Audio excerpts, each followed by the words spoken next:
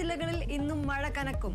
കണ്ണൂരും കാസർഗോഡും orange alert, കോഴിക്കോടും വയനാടും യെല്ലോ അലർട്ട്. തെക്കു പടിഞ്ഞാറൻ മൺസൂൺ 4 ദിവസത്തിനുള്ളിൽ സംസ്ഥാനത്തെത്തും. ഇത്തവണത്തേക്ക് കഴിഞ്ഞ 5 വർഷത്തിനിടെ ഏറ്റവും നേരത്തെ എത്തുന്ന മൺസൂൺ.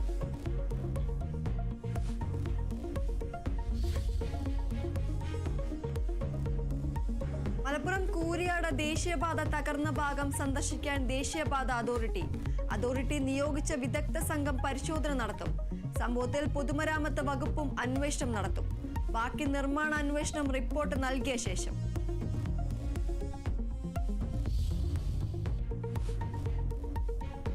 തിരുവനന്തപുരം പേരൂർക്കട പോലീസിനെതിരായ ബിന്ദുവിന്റെ പരാതിയിൽ കൂടുതൽ നടപടി.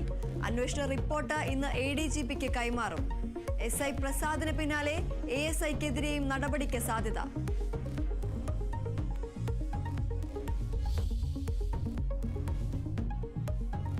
എറണാകുളം തിരുവാങ്കുളത്ത് 3 വയസ്സുകാരിയെ കൊന്ന അമ്മ സന്ധ്യയെ കസ്റ്റഡിയിൽ വാങ്ങും. കൂടുതൽ കുടുംബാംഗങ്ങളുടെയും മൊഴിയെടുക്കാൻ പോലീസ്. റിമാൻഡിലായ സന്ധ്യ കാക്കനാട് വനിതാ ജയിലിൽ.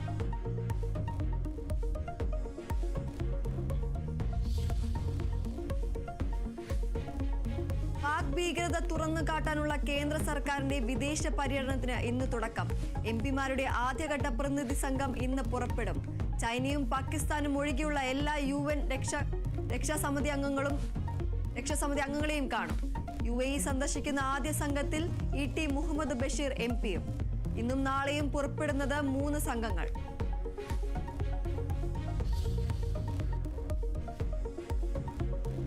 IPL-ൽ ഇന്ന് മുംബൈ ഡൽഹി പോരാട്ടം. മത്സരം രാത്രി 7:30 വാങ്ടെ സ്റ്റേഡിയത്തിൽ. പ്ലേ ഓഫ് പിടിക്കാൻ ഇരു ടീമുകളും. തോറ്റാൽ ഡൽഹി പുറത്ത്. ചെന്നൈയെ വീഴ്ത്തി ആശ്വാസ ജയത്തോടെ രാജസ്ഥാൻ.